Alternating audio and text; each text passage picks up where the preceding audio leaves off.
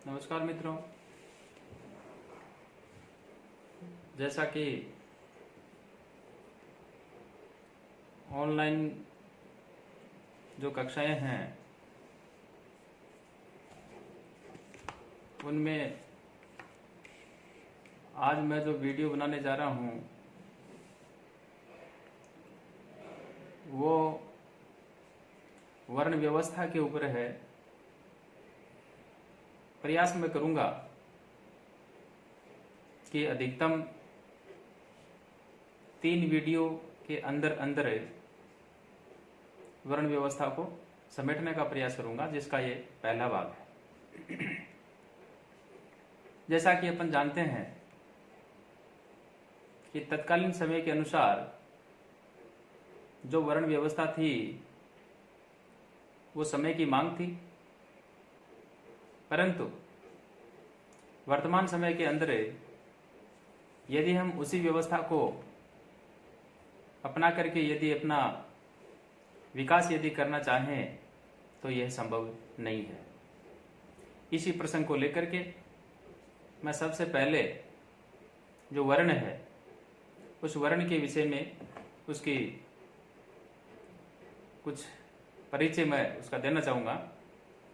वर्ण शब्द जो है व्रीय तथा वरी धातु से है, जिसका अर्थ जो है चुनना या वर्ण करना होता है। तो इस प्रकार से हम कह सकते हैं कि वर्ण से आशय किसी विशेष व्यवसाय को चुनने या अपनाने से, यानी कोई व्यक्ति जो कोई विशेष प्रकार का जो अपना व्यवसाय चुन सकता है, अपना सकता है, वहां हम जो है वर्ण जो शब्द है उसको हम काम में ले सकते हैं। और अपनी इसी विशेषता के कारण से वह समाज में एक वर्ग के रूप में प्रतिष्ठित है। सामान्य अर्थ में जो चारों हमारे वर्ण है, अर्थात ब्राह्मण है, क्षत्रिय है, वैश्य है, शूद्र है, ये 4 वर्ण हैं।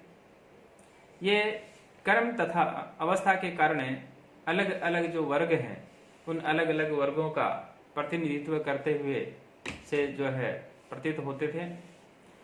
समाजशास्त्रीय भाषा की यदि हम बात करें तो उसमें वर्ण शब्द का अर्थ चुने हुए विशिष्ट व्यवसाय से है, आबद्ध वर्ग से है, और यह अपनी विशेषता के कारण समाज में अन्य समूहों से अलग होकर के अपने हितों के विषय में वह जागरूक जो है रहता है।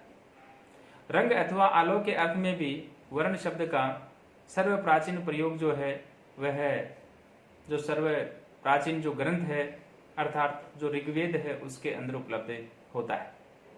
प्राकृतिक संरचना के अनुसार लोगों के 2 वर्ग थे, एक श्वेत था, एक श्याम था। जैसा कि आज अमेरिका के अंदर भी जो रंग भेद की जो नीति चली आ रही है, श्वेत और श्याम वाली, उसी प्रकार से प्राचीन समय के अंदर ये श्वेत और श्याम जो है ये 2 वर्ग थे।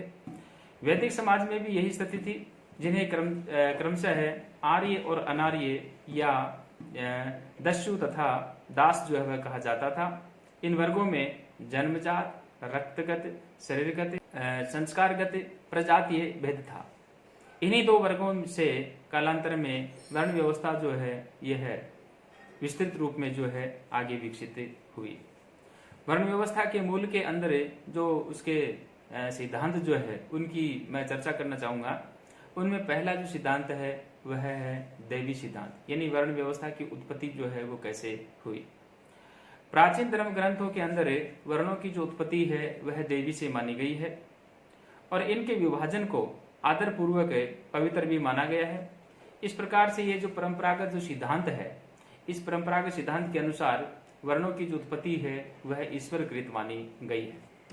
ऋग्वेद के अंदर जो सुप्रसिद्ध जो पुरुष सूक्त है, यानी 10/90 है, उसके अंदर जो है 12वां जो मंत्र है वहां पर एक इस प्रकार से वर्णों की उत्पत्ति के संदर्भ में एक विराट पुरुष के विषय में बताते हुए कहा गया था कि उसके मुख से जो है ब्राह्मण पैदा हुआ, बाहु से जो है क्षत्रिय हुआ, उरु से जो है वैश्य और पद से जो है शूद्र उत्पन्न हुए। ब्राह्मणों से मुखम आसित बाहु राजन्य कृत है, उरु तदस्य यत् व्यस्यम वैसे है पदभ्याम शूद्र जायत। ये बहुत प्रसिद्ध मंत्र है, जो कंपटीशन होते हैं उनके अंदर भी ये जो मंत्र है, इस मंत्र में से क्वेश्चन जो है वो आते रहते हैं। ऋग्वेद में इस प्रकार से ये जो विराट पुरुष है, इस विराट पुरुष को एक सृष्टिकर्ता के रूप में जो है मान करके कहा गया है कि उसके सहस्त्र सिर हैं, सहस्त्र आंख हैं और सहस्त्र पैर थे, और वह भूत तथा भविष्य के विषय में भी जानने वाला था। मैं इसको थोड़ा अलग दृष्टि से देखता हूं कि सहस्त्र का मतलब वैसे मोटा मोटी के अंदर इसका अर्थ जो है वो हजारों होता है, लेकिन इस सृष्टि के ऊपर जितने भी मनुष्य दिख रहे हैं उसको यदि अपन सहस्त्र माने तो भी कोई अतिशयोक्ति नहीं होगी।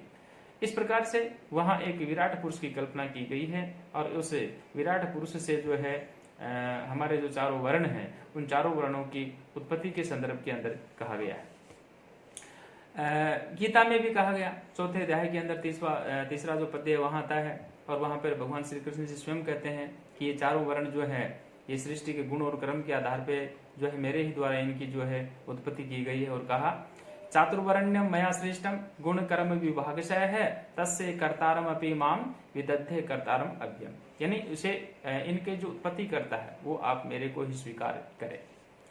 अगला सिद्धांत आता है गुण का सिद्धांत। यानी इस मान्यता की यदि हम चर्चा करें तो मनुष्य अपने गुणों के अनुसार जो है वह वर्ण प्राप्त करता है। इसी कारण वर्ण व्यवस्था की उत्पत्ति का यह सिद्धांत यानी गुण का सिद्धांत जो है ये कहा जाने लगा। सांख्य दर्शन के अनुसार समस्त जो प्रकृति है वह 3 प्रकार की है, यानी सत्य, इनके मूल जो अणु है तथा परमाणु है उनके मेल का जो परिणाम है, और ये 3 जो गुण है, सतगुण है, रजोगुण है, तमोगुण है, यानी सत रज तम। सत्वगुण का लक्षण यानी शांति, ज्ञान, तप, शुद्ध आचरण से है। रज का लक्षण क्रियाशीलता से है, चंचलता से है, राजसी प्रवृत्ति तथा धन व यश अर्जित करने का उत्साह है। तम का लक्षण जड़ता, अहंकार, आलस्य, वर्तमान की यदि हम इसकी चर्चा करें तो नेगेटिव अप्रोच कह सकते हैं। इस प्रकार से इन तीनों गुणों को क्रमशः है श्वेत, रक्त और आपका कृष्ण वर्ण जो है इस प्रकार से कहा गया। इस प्रकार से ये जो गुण का जो सिद्धांत है ये हमारा जो सांख्य दर्शन है उसके अनुसार इसकी चर्चा हुई। अगला जो सिद्धांत आता है वह रंग का सिद्धांत आता है। यानी वैदिक जो युग था उसके अंदर जो वर्ण शब्द का जो प्रयोग है वह रंग के अर्थ में किया गया था। चूंकि आर्य जो है वो श्वेत वर्ण के तथा अनार्य जो है वह कृष्ण यानी अश्वेत यानी श्याम वर्ण के जो थे।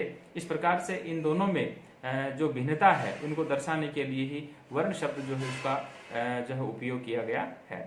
कालांतर में जब सामाजिक समूह का निर्धारण किया गया तो आर्य अनार्य भेद जो है उसको बताने के लिए, उसको दर्शाने के लिए वर्ण जो है यानी जो रंग है उसका जो परंपरा का अनुसरण करते हुए चारों वर्णों के रंग जो है वो निश्चित कर दिए गए। इस प्रकार से यह ज्ञात होता है कि ब्राह्मण ने यानी ब्रह्मा ने ब्राह्मण, क्षत्रिय, वैश्य और शूद्र जो है उनकी उत्पत्ति की, और जिनका रंग जो है क्रमशः है श्वेत जो है, लोहित जो है यानी लाल जिसको कहते हैं, पीतमणि ये जो पीला जिसको कहते हैं, और काला यानी इस प्रकार से जो है उन्होंने ये बात कही है। महाभारत के अंदर जो शांति पर्व आता है वहां पर इसका भी उल्लेख आता है।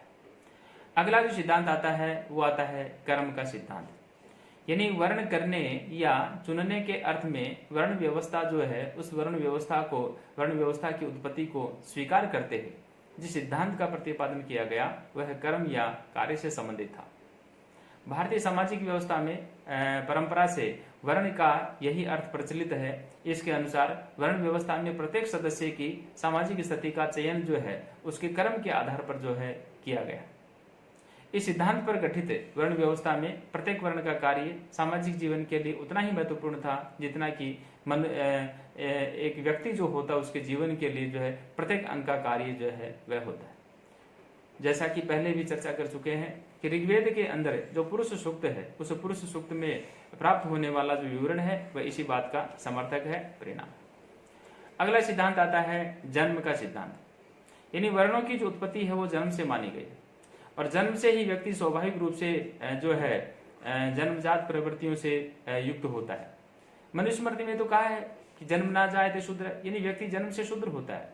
तो इस प्रकार से यहाँ जो जन्म का सिद्धांत है उसको स्वीकार करते हुए कहा कि कोई भी व्यक्ति जो इसमें वंशानुगत गुण प्रमुख होते हैं, इस रूप में प्राप्त जन्मजात प्रवृत्तियों की सीमाओं का कोई भी व्यक्ति उल्लंघन नहीं कर सकता, क्योंकि वे उसके स्वभाव और आचरण में अंतर्निहित होती है। वर्ण व्यवस्था में व्यक्ति का जन्मजात जो गुण है उनके जीवन का व्यवहारिक जो पक्ष है वह बनता है। इस प्रकार से ये जो सिद्धांत है ये वर्ण व्यवस्था से संबंधित है और जो मान्यताएं चली आ रही हैं उनसे इस प्रकार से जो वर्णों की जो उत्पत्ति हुई उसके संदर्भ में ये बात हुई।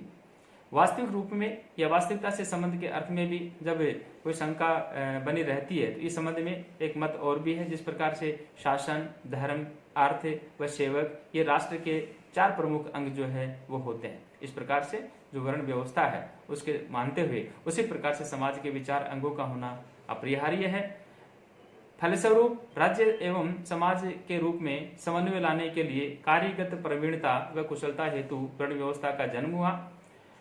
समाज, राज्य एवं व्यक्ति के सर्वांगीण विकास के लिए पृष्ठभूमि तैयार करना ही वर्ण व्यवस्था का उद्देश्य था और उस काल में कर्म के अनुसार ही वर्ण की जो श्रेणियां हैं वो हुआ करती थी। इनके कुछ उदाहरण जो है मैं आपके सामने जो है प्रस्तुत कर रहा हूं। जैसे परशुराम जी जन्म से ब्राह्मण थे किंतु वो कर्म से जो है क्षत्रिय थे। विश्वामित्र जन्म से क्षत्रिय थे परंतु कर्म से वो ब्राह्मण थे। और वशिष्ठ जो नामक प्रसिद्ध ऋषि जो है वो एक जो वैश्या है उस वैश्या के वो पुत्र थे। और वेदव्यास जो मुनि है ये एक मछुआरिन जो है उसके पुत्र थे। और विधि निर्माता जो पाराशर जिसको हम कहते हैं वो शूद्रों में निरंतर जो है निम्नतर जो जाति है यानी चांडाल जो है उसके वो पुत्र थे। इस प्रकार से हम जो कह सकते हैं कि ये जो वर्ण व्यवस्था है उस वर्ण व्यवस्था की उत्पत्ति इस प्रकार से हुई। धन्यवाद।